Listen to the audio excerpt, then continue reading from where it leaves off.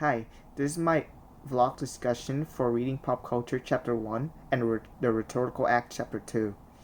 To start off, I will talk about the Rhetorical Act Chapter 2 and what it's all about. So, in Rhetorical Act Chapter 2, it was all about how we as normal consumers should be more of a critics in order to judge products and improve them. So, they said in order to be a proper critic, you need to be able to describe the product, to interpret whatever you're consuming, and to be able to analyze it. Because we can't just stay a normal consumer all the time. We need to be able to judge everything from different angles. So the next thing that I read was the essays from Reading Pop Culture, Chapter 1. It was all about advertising. So, the first essay that I read was Overselling Capitalism by Benjamin Parker. Parker, in this essay, talks about how capitalism is negatively affecting the younger generation because we like to go shopping and whenever we see something we buy them without thinking if we ever actually gonna need it or not, and with that we're eventually going to buy more and more stuff and just wasting money. And the next essay that I read was With These Words I Can Sell You Anything by William Lutz. He talks about how companies are on their advertising they're using buzzwords to describe their product in order to sell you on them, because they can't just make you buy the same thing over and over again. So they made up words like the best, brand new, or improved.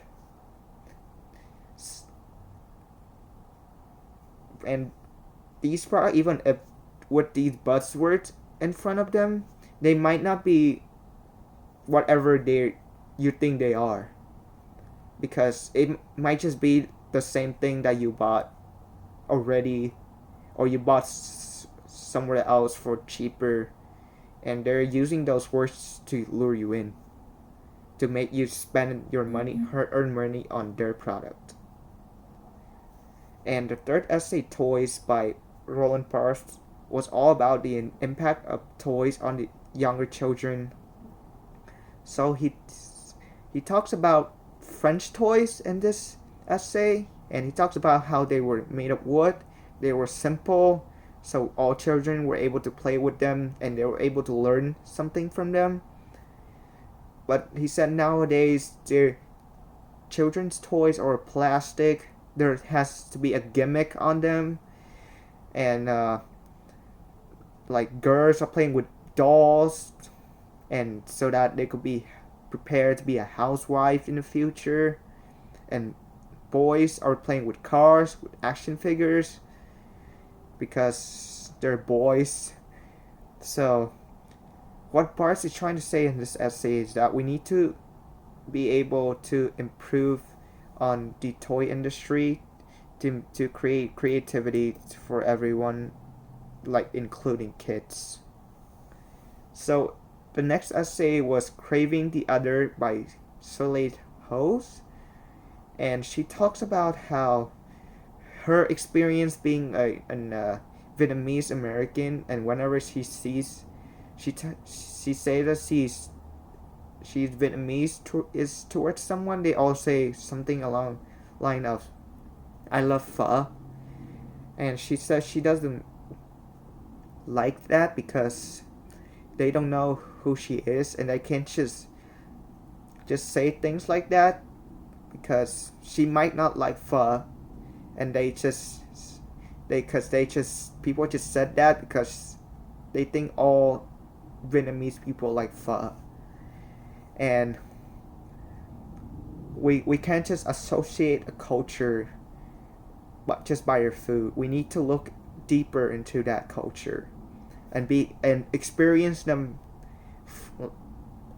on the country that they're from. We need the authentic experience. Mm-hmm. And the next essay that I read was in praise of chain stores. She talks about how big chain stores like Target and Walmart are actually good things, and we should look deeper into them they're because they these stores are almost everywhere in the United States and around the world. They are good for people without jobs. They provide them with jobs, and also it is good for us consumers to be able to have access to products almost everywhere. And also with, with all these stores being in smaller towns, people will be able to buy products that they usually don't have access to unless they are in bigger towns. So, the final essay was The Hard Sell by Bill Bryson. So he went back to the 1800s.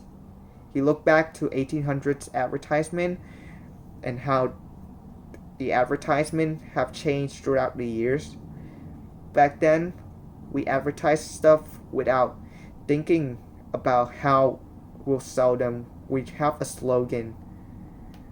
And now in this generation, we have many ways to advertise them. We have television, social media, and everywhere on the internet.